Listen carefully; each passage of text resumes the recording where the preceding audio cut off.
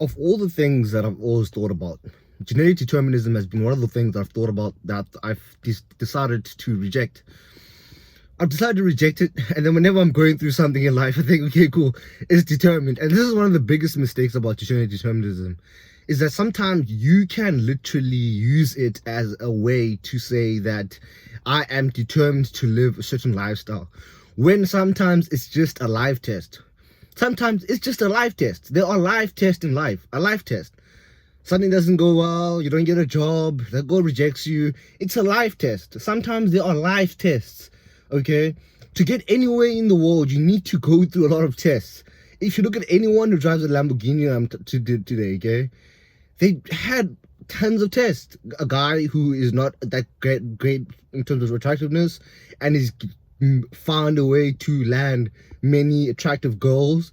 Tests. Can you imagine me? Look at my videos where I go out, right? And I'm going to girls and I'm approaching them with my phone and I'm trying to get their numbers. I'm trying to get them on a date. And this is all difficult for a guy who looks like me, okay? But it's actually working, okay?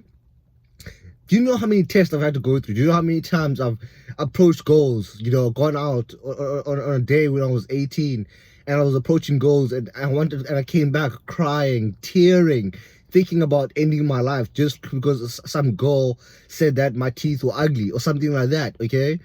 So genetic determinism is basically this thought that in your DNA, your life has been written. Your life has been written. Everything that you're going to do it's already written. But the thing is, it doesn't really control your conscious mind of thinking that you have free will. So how honestly is it true? Because if it did control your conscious mind, right, on your free will, then we would say, okay, cool, it is true. And the thing is, the reason why people say it's true is because if you really think about yourself, if you really think about the self, okay, not your conscious mind, the self, which is the subconscious mind, the self. If you really think about the self is something that is, first when it's born, it doesn't have one.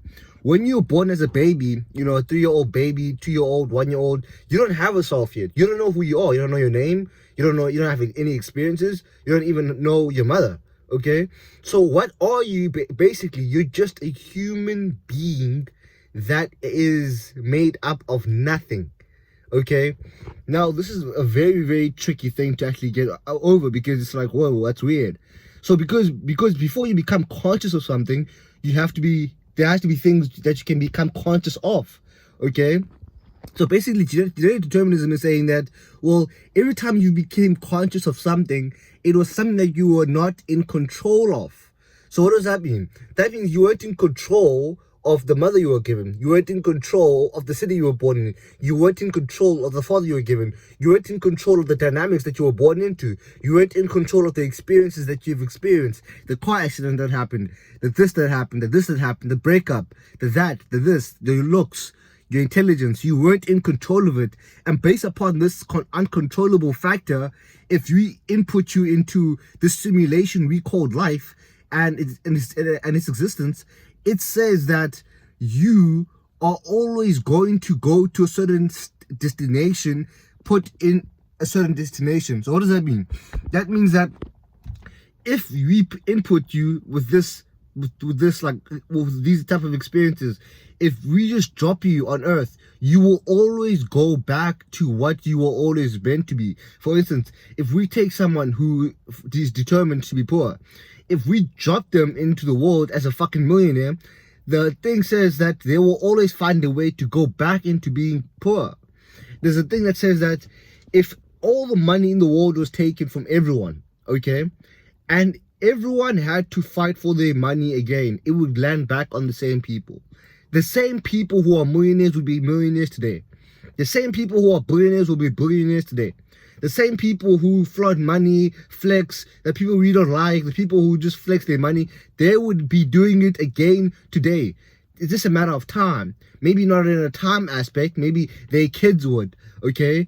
Maybe they would start off, they'll start off, better than most people because of their genetics. Because for some reason, this simulation we live in, it controls beauty, intelligence, and experiences. Right? So if you have vast experience, you're valuable. If you have vast intelligence, you're valuable. If you have vast beauty, you're valuable. And you can use this value to gain money, because money, all it is basically a product of value. Okay, so if you have money, you have an ability to create value. Okay, so it's a product of value. So if you can create value, you can create money, because the product of value is money. Okay, so today determinism is kind of like this iffy thing that I've been trying to, like, just get it off my back. Just get it off my back. I don't want to be dealing with this thing. You know what I'm saying? Just get it off my back. You know what I'm saying? Because guys have been telling me about it, and I've been rejecting it for a very long time, right? So if you believe in genetic determinism, you also believe in fatism.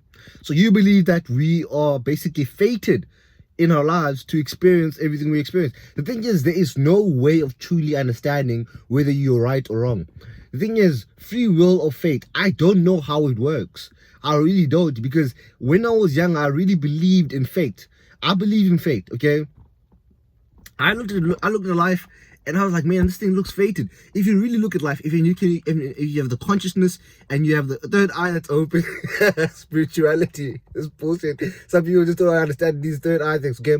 But if your third eye's open and you have a great perspective on the world, and you have a higher worldview, you can take a look at the world and you can see there are patterns that exist. There are patterns. Us becoming humans at this stage, right? We are all humans. We have an iPhone.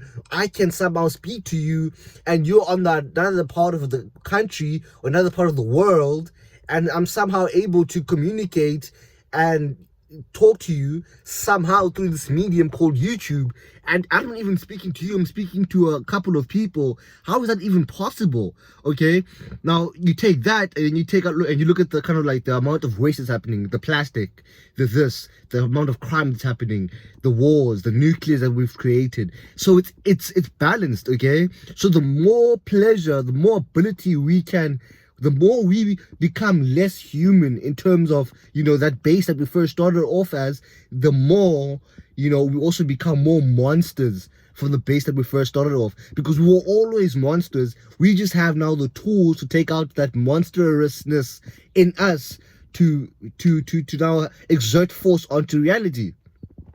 So what's my verdict? What do I believe? Do I believe that we're all fated? Is genetic determinism a real thing? I truly believe, okay, that you have free will, okay?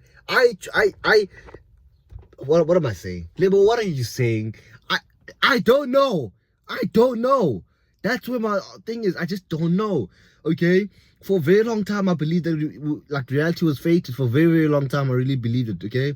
And now I'm like, this free will thing for me, it's a hard thing for me to grasp, because it's like everything that I am right now has created me. I haven't created it. I didn't come here and create a tree. I didn't come on earth and create grass. I didn't come on earth and create, water. I came on here and experienced it. So for that thing, and how I experienced it wasn't even in my control. It was in the world's control. It was in God's control. Okay, so it's a real hard one to swallow. It's a real hard one to swallow. That's just my video for today, man. Peace out. It's Label Black. I'm out.